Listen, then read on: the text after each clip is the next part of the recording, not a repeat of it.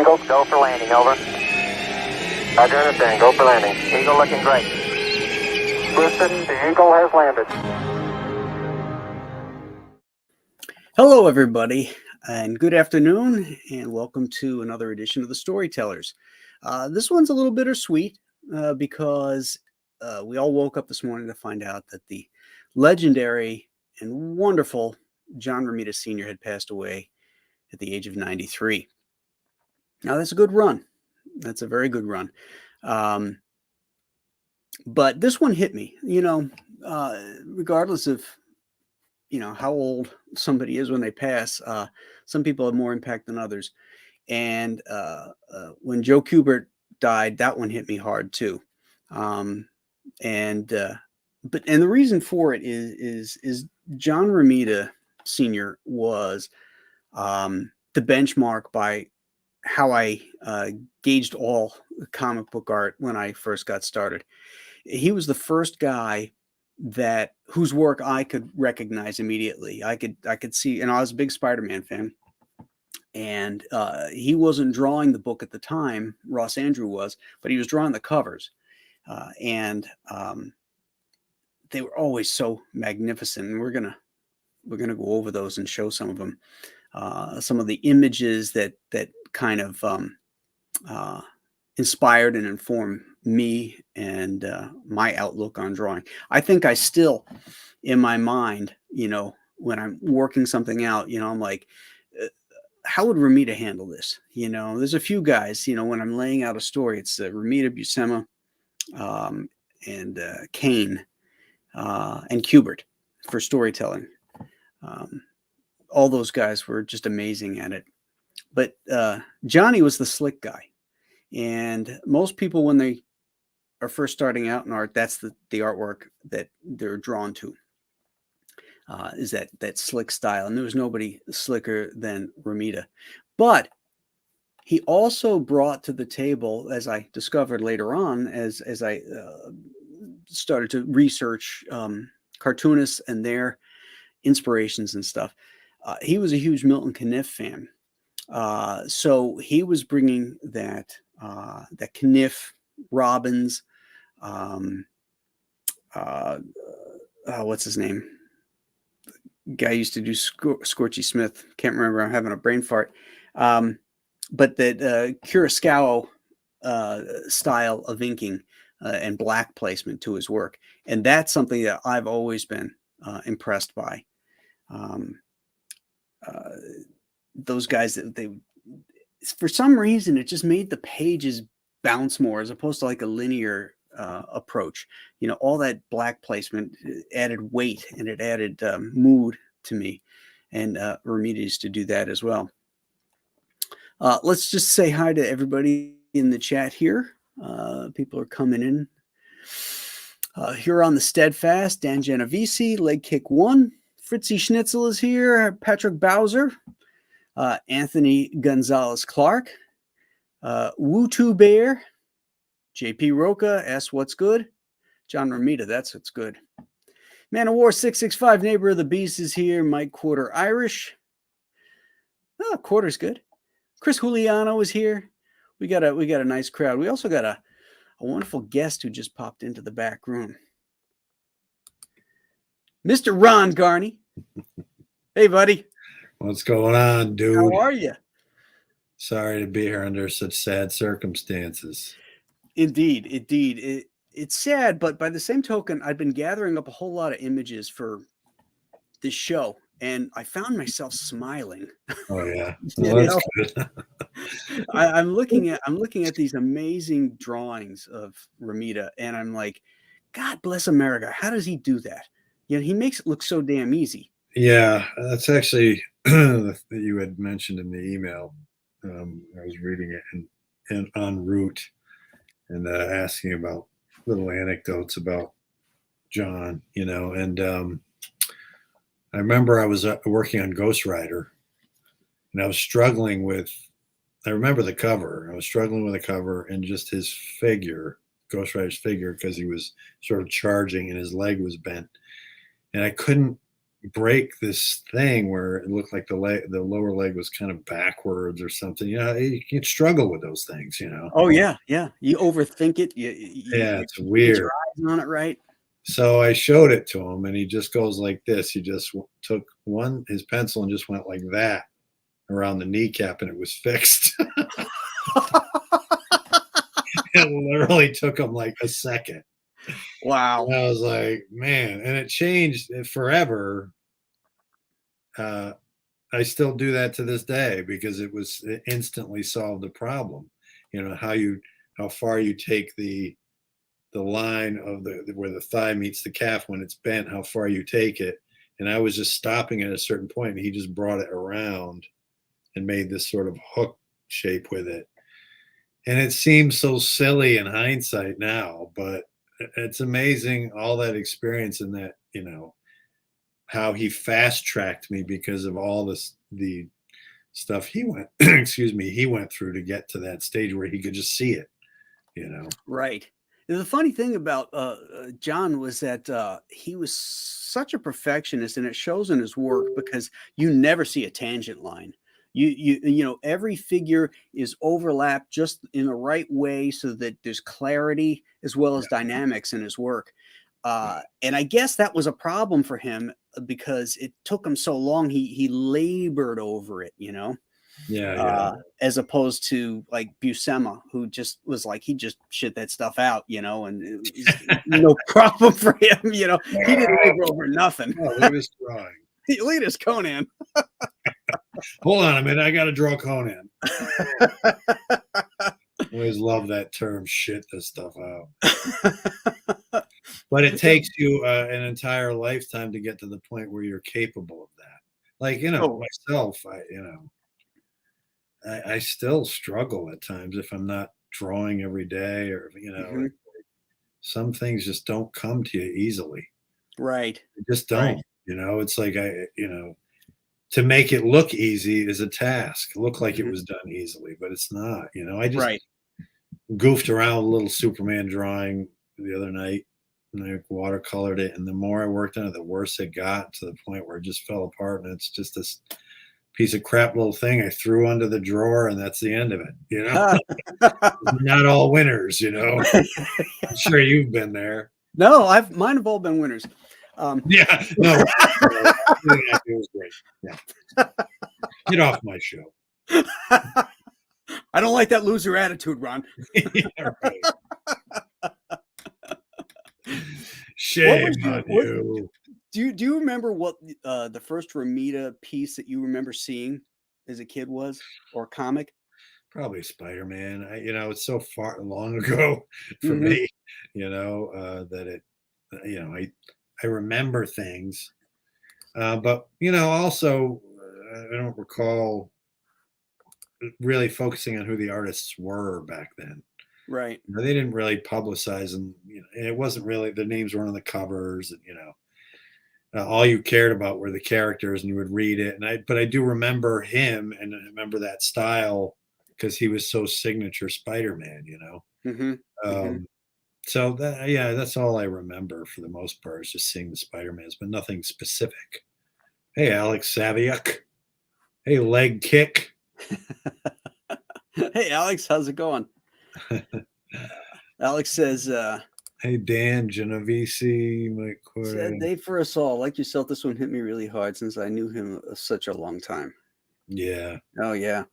Yeah, he was a mainstay up there, and a kinder man you'd never meet in that business, you know. Yeah, he stayed in it so long, you know. He's very classy guy. Yeah, very classy and giving, sharing, gentle voice, you know, positive, always positive. That great smile too. I have a couple of horrors. Well, one, I have a drawing he did of Sharon Carter.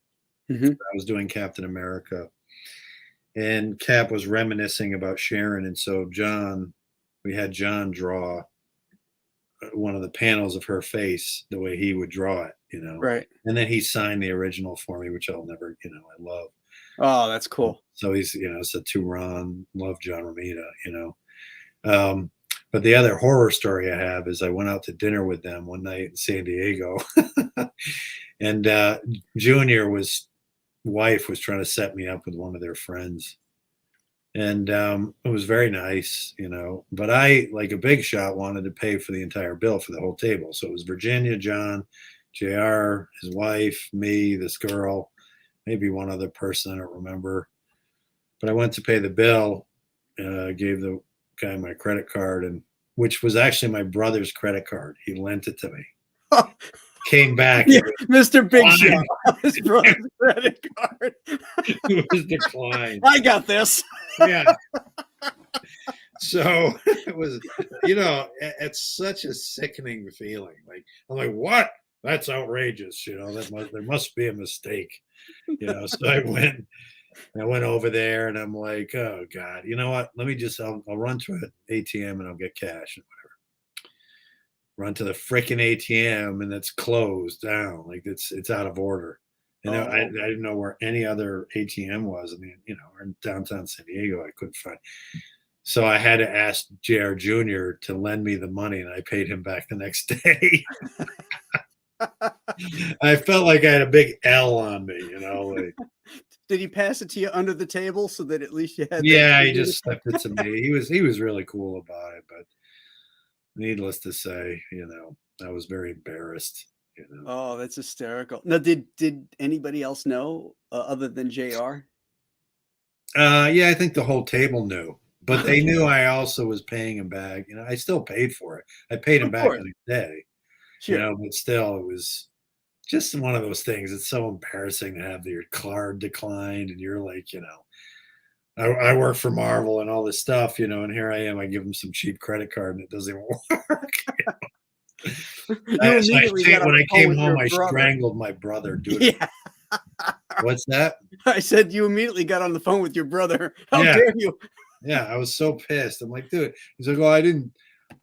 He's like, oh, you didn't ask me how much was on the card. I guess it was only a couple $100 on the card.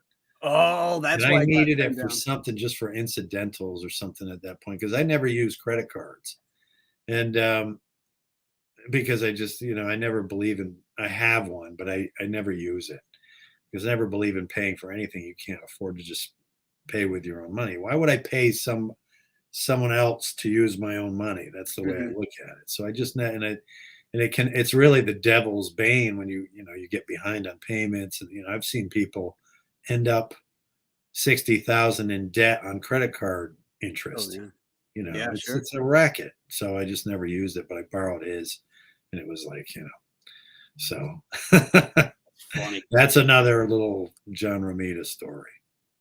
So. Well, I asked you what the first one you remembered was. This is the first time I ever encountered John Romita's work. I don't know where I got this comic. It was like one of those things that was always in the house. It was like, who knows? I could have been, well, let's see, it was 1968. So I was 6 years old. So I don't know where I got it, but it was around. That's cool. I read the shit out of this thing till the cover came off. But the image that was really impactful for me was this one here. Yeah, it's interesting to see how much Kirby influenced that cover. Yeah. The face and the way he spotted the blacks is very Kirby. Right. And even those shots there. Yeah. You know how many times I tried to draw this shot here of Captain America? That is no easy task. All the foreshortening here. Graham, how many times did you try to draw that shot of Captain America? Well, I have a list right here. I just happen to know the exact number. It was 145. And you never got it right. I never did get it right. I mean, it always looked forced. Like I didn't quite understand all the mechanics that were going on underneath the surface detail. Hey, Jeff. Hey, BS. Hey, Anthony. I want to say hi to all you guys. Anyway, I love the composition on that panel, just the way he used a little bit of smoke just to create an atmosphere and compositional, Yeah. I mean, it really doesn't make any sense from the point of what plane they're on. You don't even know what floor. Look at the way the windows are. Right. The way they're running on the floor. It's like in a like in a dolly sort of environment. Yeah. So Like with a dolly. if Bucky's on the floor because his foot is placed, so we have horizontal lines going this way. That means Cap, when that foot hits the ground, he's going flat on his face. He's going right on over. Yeah. But who cares? It looks awesome. Yeah, you don't. If for some reason it's just not egregious. If I were to do that, it would be so egregious, it would be disgusting. But when these guys did it, it just worked. They somehow make it. And this is the thing that I really love: the hand grasping. Yeah, the knuckles. You really feel the grasp of it. Yeah. And his like he even has it. Yeah, and he has like a split, like the pinky finger is split a little bit. It's not like this kind of ham-handed drawing of a hand together. He's got that. Yeah. What's the green thing on the side? Is that sort of a dimensional portal or something? No, that was a wall that got busted through. Oh, I see. Okay, and that's where the smoke's coming in. Yeah. This robot thing.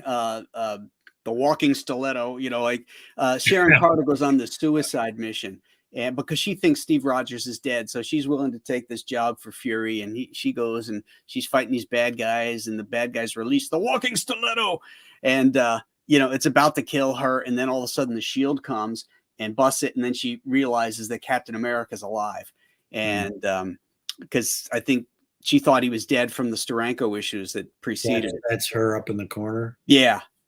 She's a walking stiletto. That's the walking stiletto here. Oh, I see. Yeah, the robot. Oh, okay. So you're thinking of high heels. Like I think walking stiletto, and it's a woman. I'm thinking, all kinds of interesting things. Yeah, right. So so this was such an amazing and influential book for me. Can you flip to another page or? Well, that's the only one that I pulled from this story because of how many times you tried to draw it and were unsuccessful. Gurney. I don't really like you. I never did like. I never liked this guy. Here's the other one that was always in my house, and I have no idea where I got it from. And this is the first Spider-Man I think that I ever owned. But it might have been a Marvel Tales copy of this. So cool. Yeah, this is like the first. It's technically the second appearance of the Kingpin. Look at that Kingpin, man. Yeah, you can see the influence. Like they kind of pushed the who's that actor from the Edward G. Robinson sort of look. Is that what it was based on? I think so. Yeah. I mean, well, just looking at that, but because that actor was, a guy like John Romita. That's who he grew up watching. Yeah. Like in the 10 Commandments. Hey, where's your savior now? Yeah. But that's his face. That's Edward G. Robinson's face. So you can see I see that now. Those guys. Yeah. And I love the thugs here. The they look like they're thugs. Mm-hmm. The ears are gnarly and their face are, very Bronx sort of 1950s, sort of 60s. Yeah, really cool. And here's a nice little nuance: the bad guy racking the rack back on the pistol. The rack back on the pistol. Yeah, that's really sharp. I wonder how long it took them to do that too. Back then, it was like they had to churn these things out, and you had to be good and fast. And it's, people don't appreciate that for what it is, because, people are spoiled now. I mean, the best coloring and all this, these immense illustrations now in books like this. But back then, to be able to do this and get it out on time and have it be this good is really remarkable. It is. These guys knew how to cartoon, Hi, Christina. Hyper Kaiju. Hey, guys. True story, 6-year-old Graham was still jacked. Where is that? I don't even see that. Is that further up? They had, that was before his puberty blockers.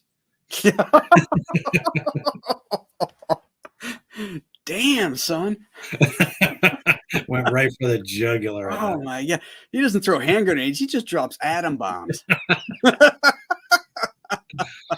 Oh my God. So here's a page from in that story too.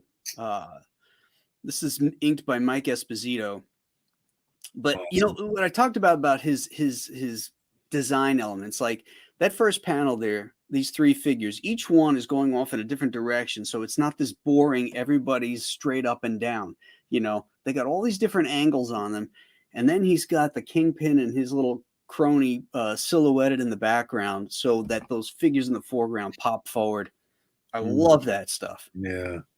Well, it's interesting what you said about his tangents, but then I spot that because I would never pull that off, like with Spider-Man's leg in the fourth panel, cut off at the ankle like that. But it this works right here, yeah, because you're not really. That's not where the point of focus is. Right. The point of focus is who he's webbing. Mm-hmm. You know, so you don't care as much. But if I were to do that, it would drive me crazy. Yeah. Cool. But you know what? If you shrank the figure down, it wouldn't be as impactful either. No, well, no. It's again, it's to harken back to John Buscema. I think Buscema took what Kirby was doing and really they became like you could take each one of these and Romita was doing it himself here, but you could take each one of these panels and make a painting out of them because of the compositions. Right. You know, the compositions singularly in each panel or like paint, you could make paintings out of them if you took it away from the square and made it more rectangular or something. But the way they arrange these shapes, like, I remember Buscema talking about this when he did the video for how to draw the Marvel way. And he was saying you take all these shapes, like, if you abstract them, they need to look like a pleasing unified mass of shapes. And you can see that's what they were doing here. And part of what informed that. Well, speaking of compositions, the word balloons. What? Sorry, speaking of compositions, here's a guy who wrote a lot of compositions growing up. Mr. Chuck Dixon. I'm still growing up. And still writing compositions. Thank you for having a 6-panel grid up there just for me. I knew it would lure you in. I love a 6-panel grid. Yeah. I do too. I still use it, because it's so pleasing when it's done correctly like this. Pure comics. Yeah, it's just a beautiful thing, in my opinion. I did it quite a few times in Berserker, even. It's easy to read. It makes it clear, but it also challenges the artist to make sure that everything looks good within it. Because you can't rely on stuff flying out of the panels or crazy angle panels like Neil Adams used to do, and you'd be like, well, where am I supposed to look next again? Yeah. Yeah. That was a completely different thought process. Sorry, go ahead, Chuck. No. I was just going to say that I was looking at some Gene Colan pages recently, and no two pages had any straight lines on it, as far as like panel arrangements. He'd have, a whole tier going off like this, and then a panel like this, and then down here, and it's like, what the hell? A completely different illustration mindset, with that stuff like that. Yeah. Alex Ross does a lot of that. The thing about Colan was he always ran out of room at the end of the story. If you read his stories from that period, the 70s, there's more and more panels per page. Yes. To get toward the end of the story. Exactly. He would eat up so much real estate in his openings. Yeah, because he liked putting in big sort of illustrations in the center of them, and revolving stuff around them. But Archie Goodwin told me the first time that he wrote for Colan, he actually had to describe the story over the phone, and Colan kept saying, "Is that it? Is that it?" And Archie had like 3 more pages written down, but he said, "Yeah, okay, that's it." We knew he only had so much space, I guess, right? Right. Well, was he working Marvel style with Colan on that? Yeah, because it was Archie literally went to Marvel, got hired the same day. And Stan said, "When can you start?" And Archie goes, "Oh, I don't know." And he goes, "Can you start right now?" Because I owe Gene Colan an Iron Man story, and I don't have one. Oh, wow. Mr. Billy Tucci. That was Archie's brother. God bless him. A beautiful, beautiful man. We owe him so much. Hope you fellas are all well. Hey, Thank Billy. you, Tooch. Probably see you down in North Carolina tomorrow or the next day. You going to Heroes? Yeah. Oh, okay. Yeah, Billy will be there. Matter of fact, I'm going to check in right now on my flight. There you go. Do you remember the story, Chuck? Which one is this? This is Spider-Man 51. Yeah, I don't remember my numbers. It's I'll show you the cover. It's this one. Yeah, okay. Yeah, It's really the first full appearance of the Kingpin. yeah. I remember that one. So this is the first Amazing Spider-Man comic that I ever bought on my Yeah. Oh my God, I had that one. Holy cow. Look at that cover. Whoa, that trips me out, man. It's been because I haven't even looked at it since then.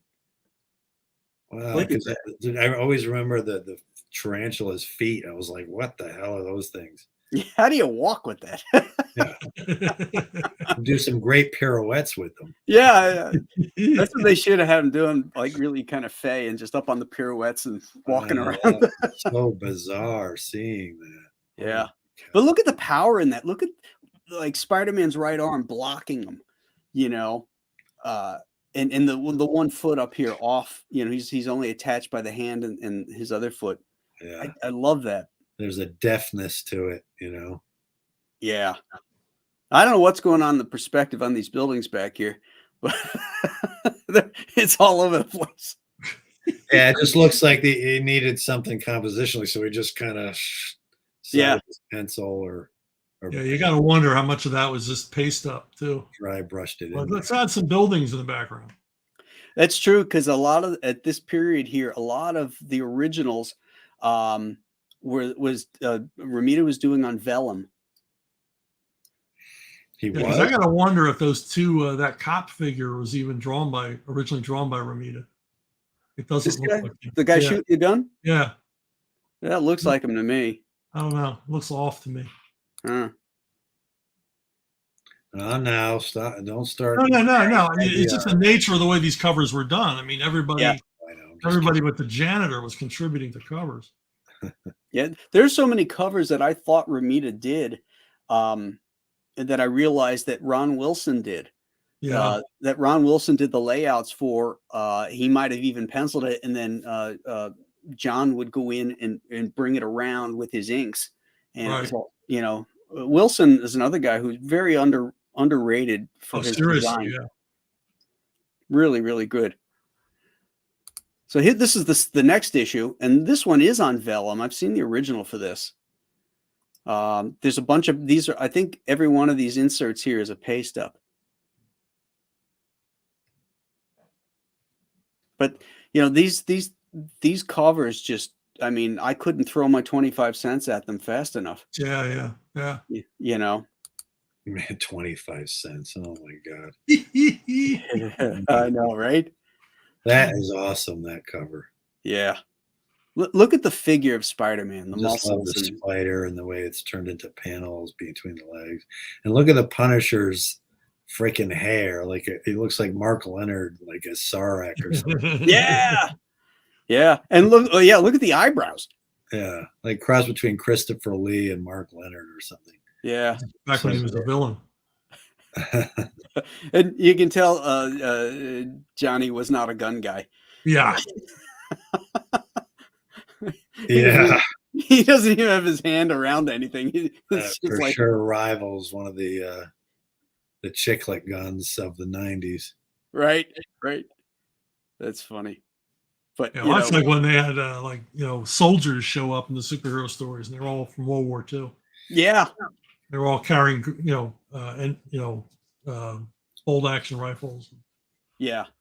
Well, even in the cop in this cover, you know, they weren't wearing these double-breasted suits out on the street. No. Not in 1974. No. You know, they had the light blue shirts, and right. some of them wore the helmets. Remember, they had the helmets during that period. Yeah. In fact, I think Ross Andrew draws them that way on the interior.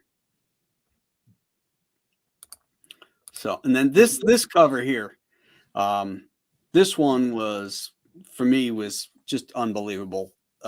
We couldn't wait for this issue because at the end of that previous one with the Punisher, it shows Harry Osborn is coming back, you know. And when I saw this cover sitting there, we saw the newspaper agent stacking them in this little store in Long Island, you know, and they were closed, you know, but there he is putting it there. And my brother and I had our faces up to the glass like this, like, oh my God, you know, so amazing. Look at that. What do you remember? I asked Ron this question, Jack. Do you remember what your first introduction to Romita's work was? Well, it wasn't Spider-Man because I stopped buying Marvels when Steve Ditko left. I just had a feeling that my man had been screwed over somehow, so I just boycotted Marvel for a few years. But I came back. I can't remember. I think it was that magazine. Remember they put out that magazine version? Oh, Spider-Man. I think that was my first intro to Romita. Okay. And then my favorite stuff by him was those Captain America issues he did. Is this what number was the Tarantula one versus this one? It was the issue before. It was 135. Okay. Yeah. It's funny because you were talking about the buildings in the background, but then look at the attention to the buildings on this. Right. So well done. You can see where Jerry Ordway was so influenced. Well, is this where is it at this point? Tony Mortallero is doing background. Well, this is a cover, so I don't see his name anywhere because that guy. You never saw his name anywhere. No, you saw it everywhere. You saw it on billboards. Yeah, I know that, but. But I don't know if he was assisting him on covers back when Romita had returned to Spider-Man around like 111, something like that, and he did a run. That's when Tony was doing background. Yeah. I don't know if he was doing it for the covers. That yellow color, so bright. Yeah, jump right out. I love this stuff. I mean, the stuff today, the colors are there's so many colors and they're so muted and pushed back that everything flattens if it's not done right. And like this was made to stand out, on a stand. Yeah. Definitely in the days of Andy Warhol and all that kind of, that was pretty much the mid 70s, right? 60s, 70s. Yeah. Yeah. But I mean, you figure there were no comic shops. There were just newsstands. And these things were on either spinner racks or magazine racks. And they, 3/4 of the cover would be covered up. So you would see the logo. And that's why they put the little corner boxes in so somebody could see the figure of Spider-Man. Right. And you pull that out and you're like, wow. Your eyes get drawn right to that color, the red on top of the yellow. Yeah, all those primary colors, and they're just, oh man, such great. Which is something because the early Marvels was all those covers with brown, purples, things like that. Yeah, and they almost all had like a gray tone, almost like they put a Zipatone over everything, but they didn't. It was like, I think it was a printer's what they call a K tone. Yeah. That was put over and it darkened everything up and made some of those covers really muddy. Yeah. But Ron reminds me of Mac Mom from Sunny. What does that mean? I have no idea. Everything's sunny?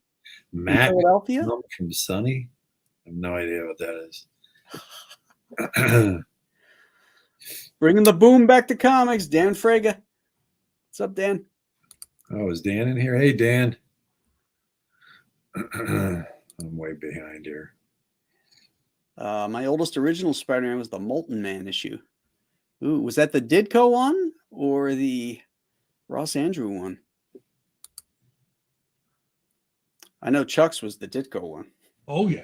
I remember buying that at the newsstand at 45th and Walnut. I love the names of some of these guys. Dr. Mask's Retro Elixir. I know, right?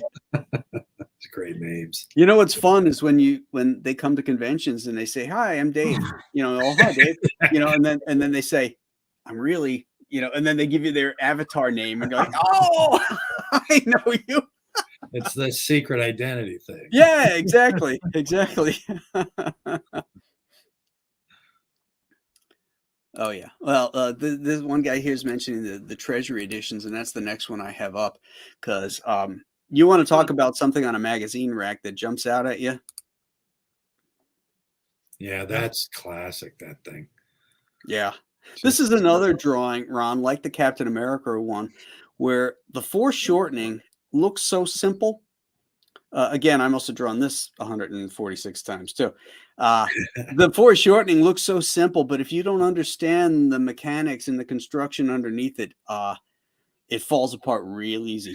Well, you know, John, you know, like John and Jack and John Buscema and Sal, they all had classical training aside from comics, you know. Mm-hmm. They did so many figure drawing classes and things that, you know, it just came through. You can see the bone structure underneath and the, you know. Yeah. Look at that kneecap. Yeah. You know, that is, oh God, it's so great. And you got to take some artistic license with, you know, making it a little bit cartoony and, you know. But the basic shapes are so rock solid. But that's the Spider-Man I'm talking about. Earlier on, I said I identify with him as Spider-Man the most from that era. You know, it just that particular version of Spider-Man, the way he drew the eyes that are thicker on top, everything about it just makes me, you know, brings me right back. More than I never liked those big eyes, those big bug eyes that I guess it was McFarlane started. Yeah. I never was a fan of that. I always liked these because they looked I don't know, they look more intense or cool looking, you know. Yeah. And Ditko's was like that too. It was like there was these white slits, but then all this black around it. Yeah, they weren't passive. I mean, I liked McFarlane coming in and just injecting something new and different into it, you know. Yeah. Because, you know, like you're saying Ditko, but that's where John here was, you know, looking what he was looking at. Eventually you got to try something different or else things get stale. But at that time, this was the shit, you know. Right. Right. Because then everybody was trying to copy Romita, so you got watered down versions of Romita. Right. You know, because there's only one. Don Heck. You know, all these guys were doing, you know, kind of riffing on each other. I think that showed up a lot too in the '90s with the Kuberts and JR and Mignola, all these guys. Everybody was doing little riffs, but no one more so than they were riffing on Jim Lee. I mean, I've never seen so much riffing on a style in my life. Oh, it still goes on. Yeah, it's insane. Yeah, really. How much that guy affected the industry, you know. And it's funny because of his influence. It's weird how he had all these influences, like, you know, Michael Golden and Barry Windsor Smith and, you know, Art Adams. Yeah, and then just his brain, the way it filtered that and made him draw the way he does, turned into, you know, an industry unto himself. You know, it's crazy. Yeah, it really is, because that's the way his influence is filtered through his ability to draw.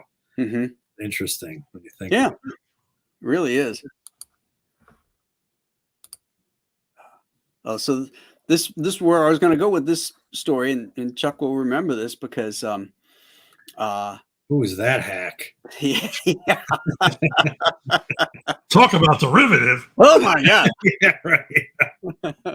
Nice creative. This is what I'm talking about. You know, I knew I shouldn't have showed this.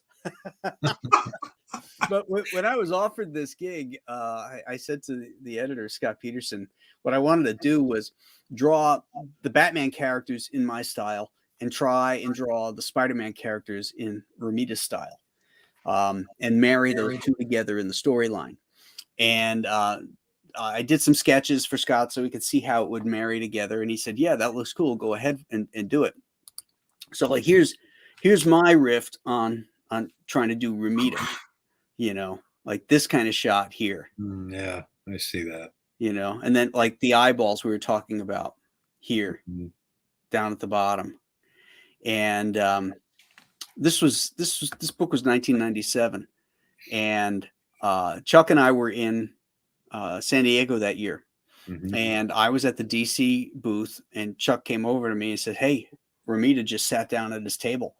And I said, oh, okay. So I put my pencils down. I said, everybody in line, I'll be right back. And I got in a line, and I waited and waited. Finally got up to him. I shook his hand and I just said, Mr. Romita, my name is Graham Nolan. I want to thank you for all your inspiration, blah, blah, blah.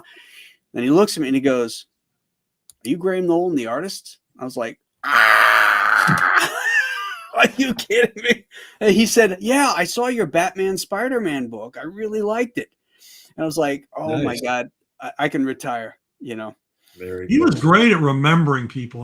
I wish I had that talent, because I had very little, business with him. He was the art director at Marvel, I didn't have, right. But he always remembered me. That's cool. And spoke to me by name. I mean, that's probably because at that moment when you first met him, you had like a hair sticking out of your ear or something like that. There's always that one thing that makes you remember somebody. Yeah, you're the guy with mustard on your shirt. I remember you. And then Chuck took this picture. Oh, look at that. Wow. Yeah, I saw that earlier today. Yeah. On Facebook or something. 1997. So, he said, yeah, come on. I said, can I get a picture with you? He says, yeah, come on around, So I sat down and Chuck, you were the photographer there. Witness to history. That's from Witness to History. Yeah. That's so great. Yeah. So, yeah, great stuff. I mean, geez, I love this guy. He was such a sweet guy, such an incredible talent. The most ironic thing about his career for me is that he was under a lot of pressure to meet deadlines, and he was such a perfectionist. He really wasn't built for monthly comics. Right. So he leaves that to become art director at Marvel, spends all day at the drawing board, does more drawing as the art director than he ever did as a freelance artist. Yeah, but he's just fixing things, and that's what he was. Gig, though, not a bad gig to be working. Oh no! I think he was more comfortable in that. Right. Yeah. Oh, I got to do a page a day. Yeah. Yeah. I mean, he's getting paid well. He got, always kind of look over things, fix them, and Yeah, he be in the thick of it. He had so much influence behind the scenes that way too. Oh yeah. Yeah. I mean, he kind of created a consistency there. House style. I mean, yes. he was the foundation for all of them. Yes. Keeping those characters on model, at least back then, was so important. Yeah. You look at like the Superman Spider-Man book, that was the two different companies. Well, all the Peter Parker faces were drawn by Romita, or at least touched up in ink by Romita. And that's Peter Parker. There was not this, handed to an artist and let him do his version of something. You had to stay on model. And I always liked that about that era. Yeah. I mean, just imagine the reams of tracing paper this guy drew doing corrections and stuff. Oh yeah. And he got a lot of flack, and still gets a lot of flack by fanboys today that don't understand the process of commercial art. Did you read yes, you obviously read it, but Greg writes his story about Romita Shooter, and yeah. Let me pull that up. Shooter told him to call up Tom Palmer and tell him he sucked or something. And that Greg wouldn't do it, and he went to John Romita, and John Romita said he doesn't know what he's talking about. How can anybody? I find that story a little bit like, really? He wanted you to call Tom Palmer and tell me, it's Tom Palmer. Well, I'm going to read the story because Greg said to go ahead and tell it. So, having spent a lot of time on staff at Marvel, I can. This is Greg Wright too, by the way. I can confirm that every wonderful story and experience folks are sharing are not only true, but this was how he was 100% of the time.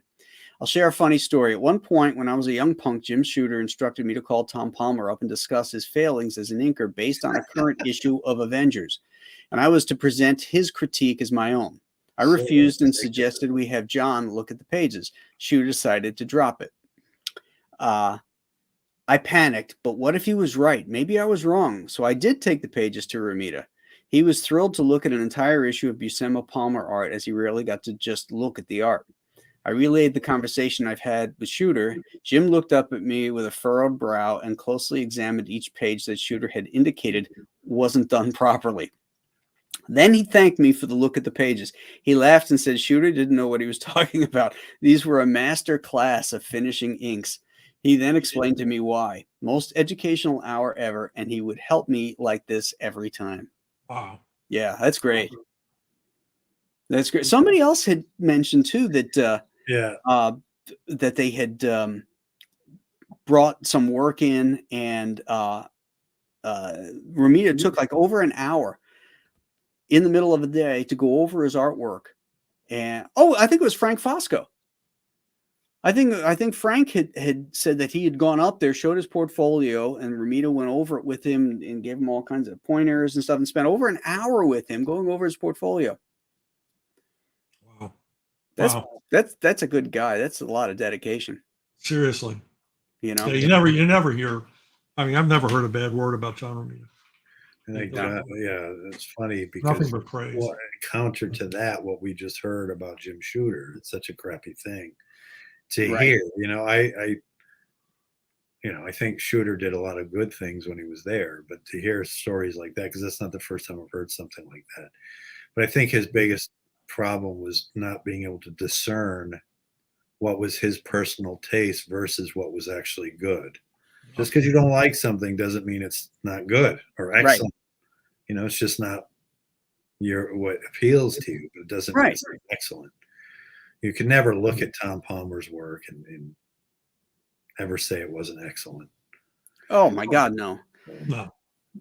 And if you saw, God bless Tom. You know, we just lost him too. So. Yeah, exactly. And if you ever saw the breakdowns that Buscema did for that particular run of the Avengers in the mid '80s, it was very little there. Yeah, that stuff was just. It was separate from the entire roster of other things. I remember getting it every month just for the pure beauty of it. It was just its own, for the drawing of Buscema and the organic way that Tom handled it. It was just beyond anything that was really going on, I think. Yeah, the way he was able to take those really, really rough layouts and it still looked like primo Buscema at the end. Right. Yeah. It didn't look like Tom Palmer. It looked like Buscema. Yeah. And then he put those woody backgrounds, those Wally-Wood interior spaceship backgrounds. Yeah, like technology and stuff. Yeah, it was very Wally-Wood. Yeah. Yeah. So. That was a great run. I have a couple of John Buscema's roughs from Conan, I think it was. It's amazing how and that's how I was doing my stuff early on in my career too. I was just roughing it out on big bond paper, full size. Mm-hmm. But man, the energy in those things, it's a thing of beauty. Yeah. The trick is to maintain that energy in the inks, and Palmer always did. Yep. Right. Yeah. The problem when you transfer and keep redrawing, you lose a lot of the energy. I mean, it's like when you look at Kubert's stuff, it's pure energy. Because that's because he just drew with the brush. Practically, I watched him one time in Marvel. He was at Marvel, and I walked in. He was doing a Punisher cover, and so I'm looking at it was just circles with a pencil. He drew some circles, and then he just went in with a brush, started drawing it with the ink. Yeah, like that confidently, and then before you knew it, he had this beautiful Punisher cover. Yeah, I remember which one it was, but I was like, what? Oh yeah, he's from another planet, that guy. Yeah, all those guys were. I mean, because they had a different aesthetic, and a different, commitment to it because they had to, because of how much they were being paid and all these things, Mm-hmm. And so it was more really, truly, about the love of drawing more than anything. Yes. Um, Because there wasn't any money in it, really. I mean, to make you had to do even a 5 substantial pages a day to make anything. exactly. There was no royalties, Yeah. Original art was worth shit. right? So, yeah. And they didn't even give it back to you. Yeah. Hey, speaking of that, man, that's true. But now look at Mike Zeck and Oh. that Venom page. Yeah, 3 million. He doesn't get a penny of that. $3.6 million that thing went for. He probably sold it back in the 80s for $1,000 Yeah, or something. maybe. And now it's 3.6 million. Yeah, I wrote to him and said, I was just like, what? 3.6. He never got back to me, but I think he moved to the Philippines or he something. did. He did. Did he? Yeah. Okay. But, man, that would really, really burn me up. Yeah. But guys like Barry Smith and fine artists, there's something called provenance. When you sell artwork, you have a contract that whenever it's resold, on the gains, that you get a percentage of those gains, and that's in perpetuity. How did Barry Smith get that? He puts that into the sale of his artwork. Yeah, because I drew the first interior page of the Iron Spider costume, and I saw that, and I didn't sell it. My dealer sold it long ago, and I didn't realize he sold it because he would sell things, and I would just get a check or something. That's why I don't do that anymore. But I saw it on Comic Art Fans, and I wrote to the guy, said, "Listen." So I'd like to get that page back, but he wouldn't. He wouldn't sell it back to me. Yeah, That burns you up a little bit because it's like, come on, man. exactly. Hey, Pop XP, thank you, Niall, for the $5 super chat. Do you feel that John's death, that an amazing era of comics is now passed on? It feels that way to me. Yeah, it's definitely an era is gone. Who's left? Larry. Well, I think I wrote on someone's page. It might have been Billy Tucci's. I wrote that just seemed immortal to me, and they are. One in like Romita's demeanor and in his knowledge that he gave, so they are immortal. So when you hear that their physical body is gone, it's tough to understand it, but that's the way I look at it. I get that. It's one of those everythings. It's been there all your life, ever since you can remember looking at a comic. You remember Joe Kubert, you remember John Buscemi, you remember John Romita. And then when they're gone. Yeah, to us, they're the gods, Yeah. Yeah. And then when they're gone, it's like, I'm not going to see any new art from them. Even though I haven't seen any new art from John in probably 10, 15 years, he's, but I feel like that about Walt Simonson and guys like that, like that's the next generation. Yeah, he's so great and he has such an impact. I can't imagine him. I guess it's hard to imagine them not being around, always. So yeah, I'm more concerned about myself. As I always suspected. Not being around, that's the worst part, I worry about me not being around. What then? That's the end of your era. Yeah. You got to have somebody take your atoms and shoot them through a particle, like the slit experiment thing, and hit the wall behind. So you're, and then find the one particle of you that's immortal and living forever. Or just roll you into a dumpster. Yeah. That's the more likely event. Yeah, Graham Nolan passed on. Go look in the dumpster. Where is he buried? He's on that hill over there next to the canned soup. He fell out of his window into the dumpster. Oh, okay. There's a dog taking a shit on him. Shitting out Conan drawings. Shitting. Yeah. Well, Steranko, yep, that's one who's still around. Larry Lieber. Larry Lieber's still with us. Yeah. Awesome. All right. Yeah. Yeah, he was at. I brought my son to the Spider-Man screening in New York, and he was there. How's he look?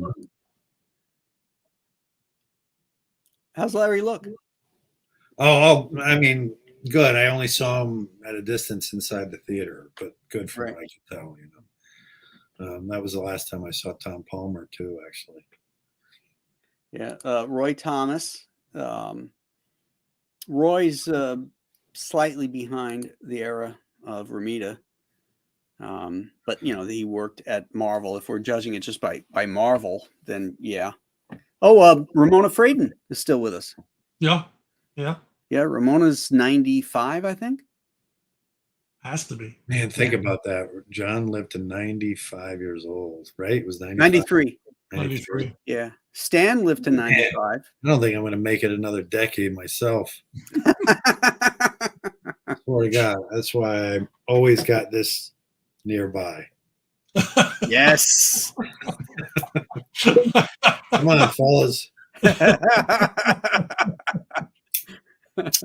You're old school cartoonist. Me and Graham loves us some cigars and whiskey. Yes, we do. What about you, Chuck? Nope. No way. Don't drink, don't smoke, and I'm a one-woman man. Good for you. Well, I never say anything about women, but yeah. Me too. A one-woman man, a two-cigar man, and a three-bourbon man. Well, Bill Clinton was a one-cigar. The humidor. Yeah. Oh my He only Lord. used it on one woman too. Yeah. Well, maybe one a day. Yeah. Oh wow, we just went down a rabbit hole. Yeah. Oh, we could keep going too. Oh yeah. The way this world is going.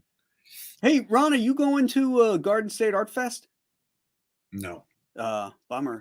I'm doing the Heroes Con, then I'm doing Connecticut. You got to come up to Connecticut. Have you been up here yet for Terrific Con, Graham? Yeah, we hung out. Yeah. Right, duh. Right, last year. No, it was 2 years ago. Was it 2 years ago? Yeah. Okay, I love that show. Yeah, it's a great show. And then after that, I'm going to take my kids to Universal Studios, and I'm going to Portland in September with Matt Kent to do a Berserker thing out there. Cool. With a surprise guest, I think. And then Not in October, we're doing New York. You going to be in New York? No, I never go to that one. Why not? Oh, it's a freaking zoo, and New York's a cesspool anymore. True. I'm just not interested in that kind of nonsense. It's tough it's tough even taking a cab to the show because of what you witness on the sidewalk walking in that place. That's it. Total insanity. Yeah. I'm like, yeah, that city. I love the fans. I always like meeting the comic fans because they're always really nice people, and they're really wonderful. I mean, who doesn't like people coming up and telling you how much they love your work, So I really enjoy meeting them, and so that's what I look forward to. I try to keep my mind, because if you saw my inner monologue when I'm walking through the New York show, it's not pretty. You should get word balloons over your head. Cheers. Yeah, I should. They would not be pretty. Like I said. It'd be like #, exclamation points. Maybe the word stupid thrown in there here and there. Right. Oh man. And now I'll see you, Chuck, in Tampa. Right? Yes. Yeah. XP. Not at the con, but not at the con. But we'll have dinner with you a couple of times. Dinner, right? Yeah. Absolutely. A couple of times. Yeah, good. Absolutely. Yeah. Connecticut in the house. Pop XP Network is Connecticut. Who is that? I'm trying to remember. That's Niall Scala. Oh, okay. And he and Billy do Pop XP. Nice. Yeah, good guys. Ron has a Travis Bickle monologue. Oh, man, that's two people I've been compared with so far. Wow. I don't know. I've never heard that one before. Well, you know who Travis Bickle is, right? Yeah, that's from what is that from again? Taxi Driver. It's Robert De Niro. Yeah. Yeah. You talking to me?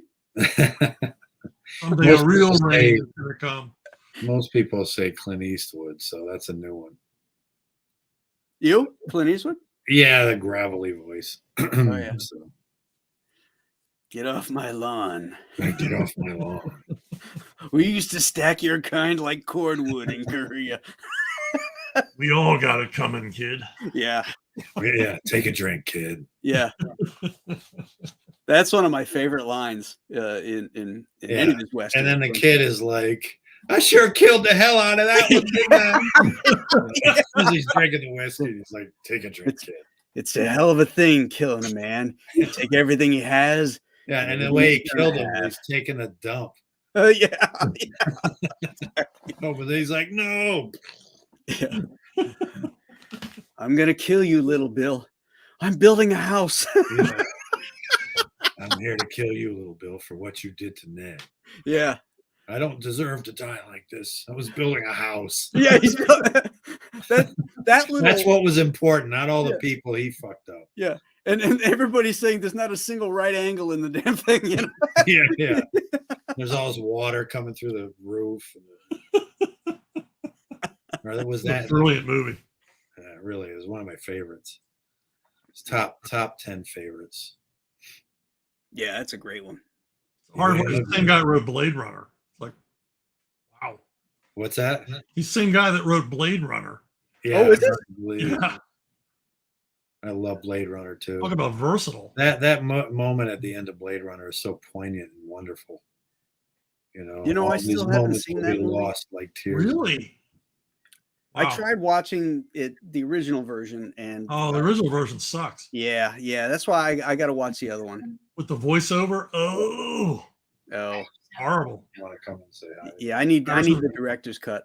Harrison Ford phoning in that voiceover. I'll leave He didn't whenever want you're to do ready. it. Really? Yeah, he didn't want to do it. He knew it was wrong. He did. Ireland's like at 4:30. I wonder why they did that. I'm going to bed early. Stupidity. I mean, why did they? I mean, you gotta see the authorized, the real version of it. Yeah. You'll understand how they just ruined that movie. So I'm not They like ruined it. Did you ever read I'll do the this. Philip K. Dick novel? I just No, don't, I can't handle his stuff. Ah, okay. I don't need to be down there being like, oh Yeah. I never read it either. Yeah, I can't relate to it. Yeah. Seems a They little. they just take the whole spine of the movie and remove it with the theatrical version. It's always about me. Really? wanting to, how about you saying the opposite? No, it's- Hey, are we interrupting your social program? He's on another podcast. my wife is over here in her bathrobe, so Yes, she you don't won't. want to see me. She won't come Hi. on. Hi. Hello. I should get up and drag her over here No. by her hair. Come here. Like the barbarian you are. I will. Here I come. I better leave. Uh-oh.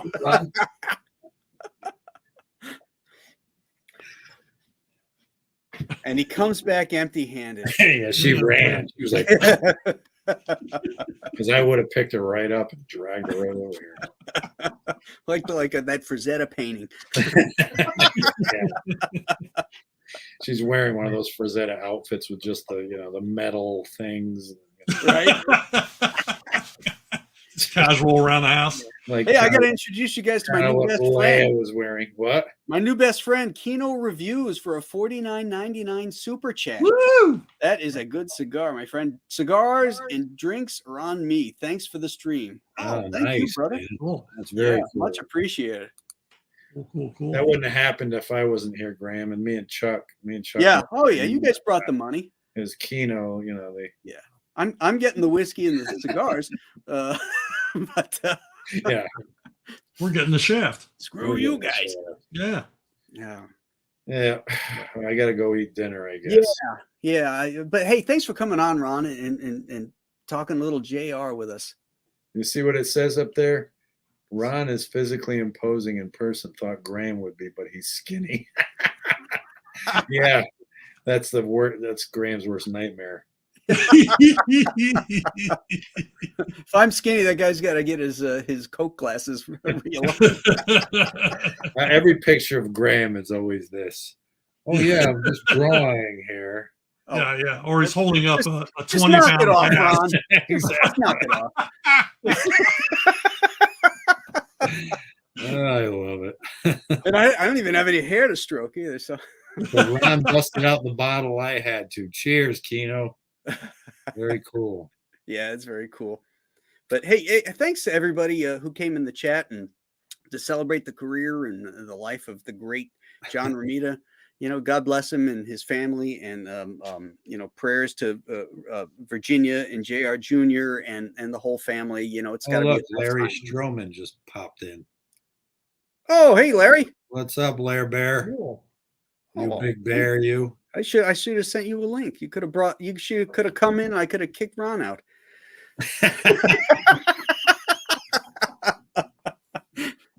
It would have been worth it for him to come in just to have you do that. Yeah, Get lost, Gardy. Stroman. yeah. Where'd he go? Little Irish. I would expect no less.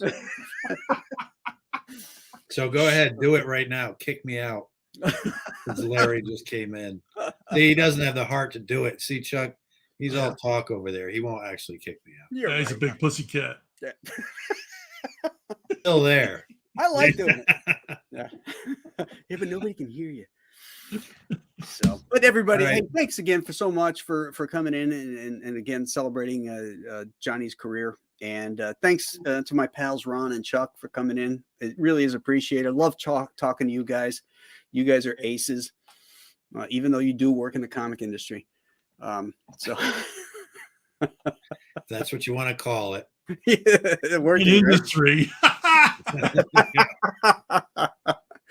So, hey, everybody, you guys have a great rest of your day, and stay good and stay well. Bye-bye. Later. Adios.